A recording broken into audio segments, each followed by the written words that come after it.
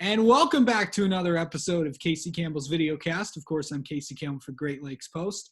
And I am proud and honored to be joined by the MHSAA Executive Director, Mark Ewell.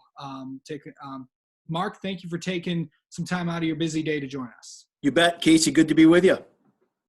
Mark, you've had to make some tough decisions in the last few months. Of course, suspending last month, and then earlier this month you announced that all winter tournaments and spring sports were going to be canceled. You called it the hardest decision you've ever had to make in your life. Why was that?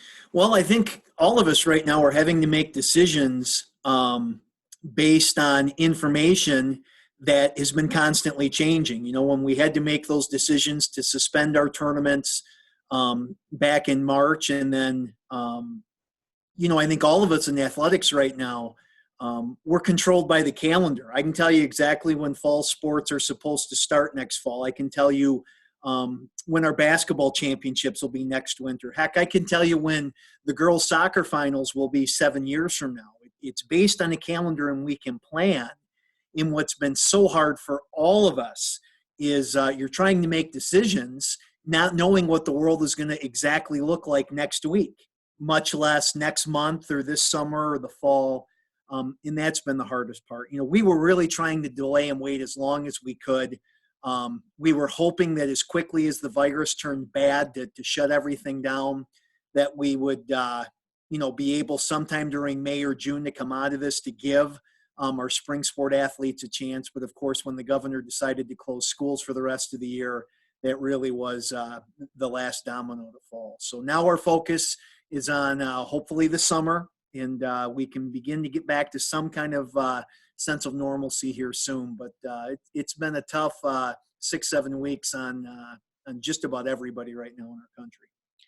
As you guys continue to plan for the next school year, what kind of factors are you looking in for summer sports, fall sports? What exactly happens if you cannot get going? And, there possibly could be some schools that say, it's too much for risk, we're going to delay our opening. What happens then if you start seeing, okay, schools are going to maybe transition to online for the fall portion, maybe longer? What could be next if that happens? That's a really good question. We're really focusing first on the summer, so we're obviously following everything that the governor is saying very, very closely. At least the way we think it's trending is the governor may at some point, end of May or into early June, may again lift restrictions. And we could have a case to where there might be some parts of our state, the Upper Peninsula, northern lower Michigan, to where there are very few confirmed cases of the virus. If it's going to be county health department by county health department, eventually kind of opening things back up, well, then during the summer, we could have some schools that are able to do things, but say other schools maybe in the Metro Detroit area to where the virus is certainly hit the hardest of anywhere in the country, that maybe the Detroit area schools won't be able to open. And then, of course, that leads into questions in August. What schools will be able to open the doors and which ones won't? And, of course, I think it's awfully tough to have a school sports program where you're bringing together kids together in a school to participate on a sports team if you don't have kids in the building during the school day. So that's, again, we just have to take things on a week-by-week basis and just pray and hope that we're able to flatten the curve and, we can slowly ramp things up this summer, and hopefully schools can plan on, having face-to-face education come August. What could it now this question has came up with a lot of the athletic directors that I've talked to. The protocol for schools, so basically when soccer, football, when fall sports do get going, the decision to have a crowd, spectators, does that come from the athletic directors or does that come from you guys? Actually, that is where I think that decision is going to come, is it's either by the governor's office on a statewide basis, or if we begin to kind of open up for business again on a county by county or region by region basis, that ultimately would be a decision or at least a very strong recommendation made by each county's health department. So if, a Chippewa County in the Upper Peninsula, if their health department says schools can be in session because kids are are in one of the lowest risk groups of the virus. Yeah. But yet when it comes to after school or extracurricular activities, no large groups of adults.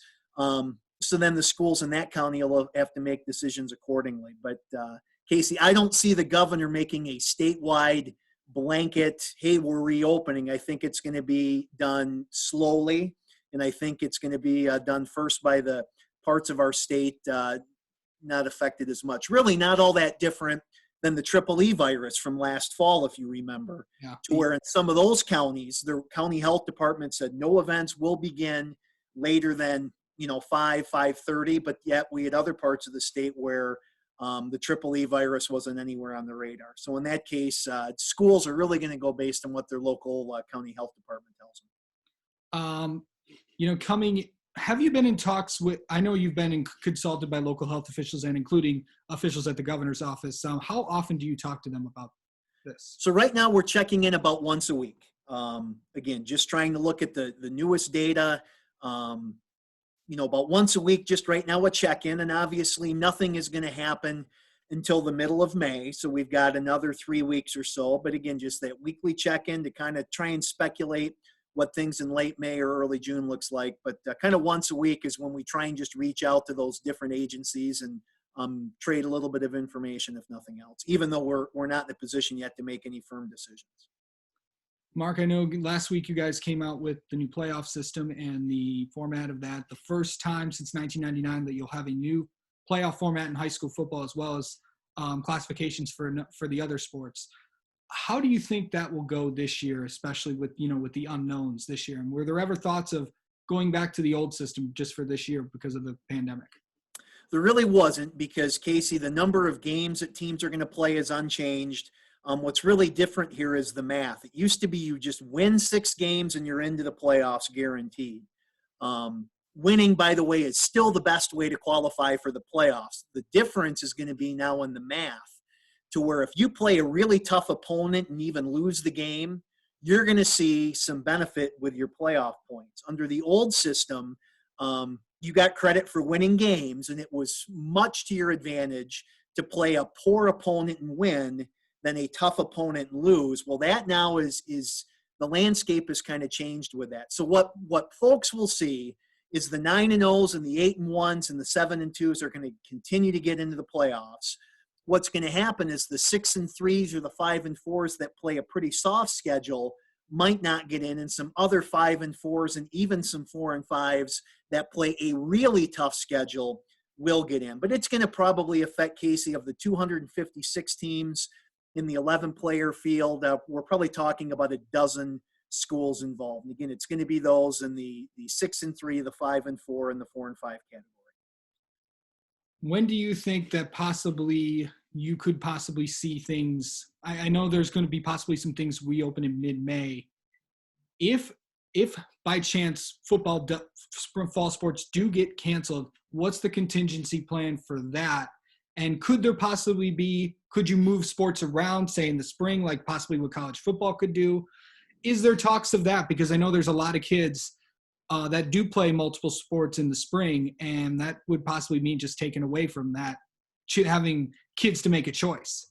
So we're paying attention to other levels of sports, certainly, and what you hear out of the college football world is if they can't bring students back onto their college campuses this fall, then you can't have college football without students on campus. Right. And of course, at the college level with football, that's a pretty big revenue, home football games. And so they're looking at pushing back to next spring. That isn't as easy of a solution for us, because at the college level, kids predominantly play one sport. Where at our level, you start shifting around or moving seasons. Now you're going to create choices, difficult choices for kids. And plus, with the seasons litigation of over a decade ago, any change to our seasons, we would actually have to go back to the district court and get even a 1-year plan. There would need to be court approval for that. So we're talking about a lot of different options. Our board, the representative council, we meet next Monday, May the 4th. And so we'll talk about what the fall could look like. What are our schools hearing? So right now we're just talking about a lot of different options, but nothing firm yet until we get into at least June to make some decisions about August. So likely a final decision could possibly come in June or July, you're saying? Yep, that's kind of what we're looking at, because we think, that by the time we get to June, we'll know exactly what the social distancing guidance is, what the guidance will be about crowds and gatherings, just how much has our society and the economy kind of reopened for business, and then what are the odds? How are we going to educate kids come August? And I think certainly we'll have a lot better case to make those decisions in June than we do here, sitting here on one of the last few days in April. You're also, the thing is, there could be possibly heading into the fall, kids may have to, socially distance themselves. Are you guys making contingency plans?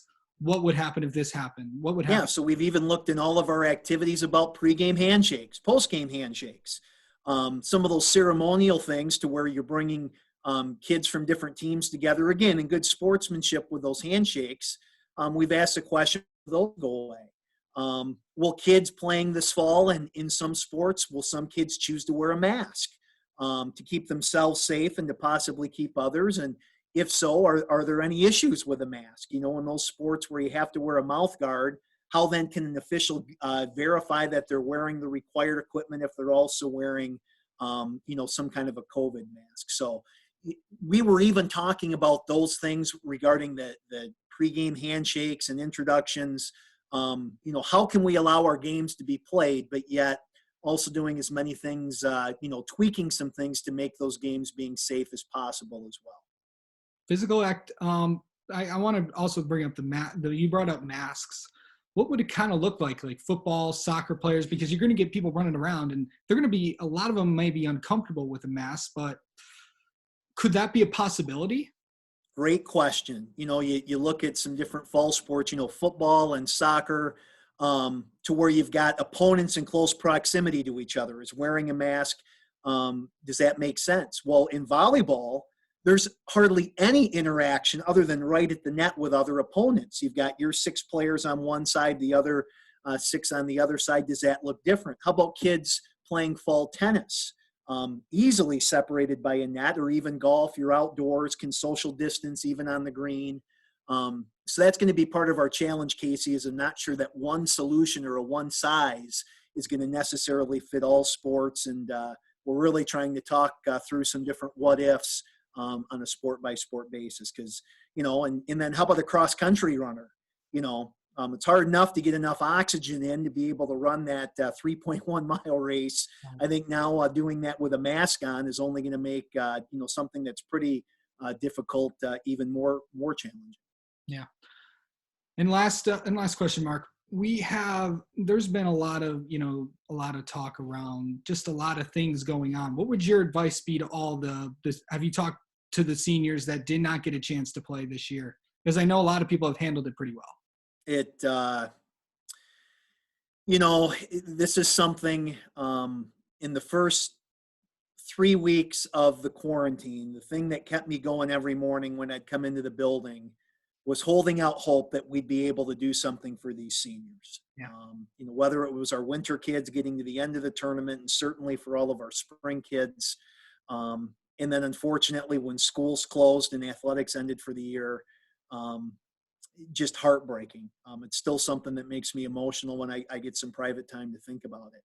One of the reasons, the biggest reason we have school sports isn't to get kids to the college level or to build future professional athletes. It's those life lessons that are going to live on. And I just think that the toughness and the adversity, and just how Casey, just how absolutely unfair this has been to our seniors, awfully tough. And you've got 2 choices. You can kind of wallow in that unfairness and that that feeling sorry for yourself, or you can take this and move forward and say, what, it was a really unfair deal that happened to me, but I'm going to move forward to my first year in college or to my first job, and I'm going to use this negative experience, and it's going to make me a little bit stronger and a little more resilient somewhere down the road. And I think that those are all the lessons we learn in sports.